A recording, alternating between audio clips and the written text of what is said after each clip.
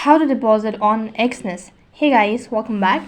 In this video I'm gonna walk you through the steps on how you can deposit on Exness.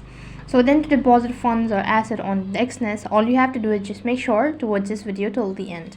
Now first of all, you need to make sure that your device is connected to an internet service, and then go ahead and log in into your Exness account. Once you're logged in, that's going to take you to the home page, which is going to look like this. So right on this page, you can see in the top left hand side corner there is the option as deposit. So go ahead and tap on it.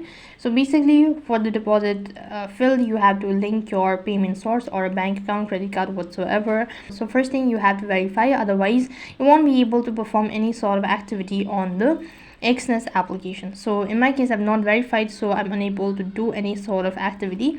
So all I can do is just instruct you. So basically what you have to do is, in order to deposit, you need to select what sort of asset you're actually depositing. So in my case, if I was actually depositing USDT, Ethereum, or Binance Pay, whatsoever, then you have to select that, and the next page you have to enter in the information and all that, and you'll be able to deposit amounts of funds into your Exness app.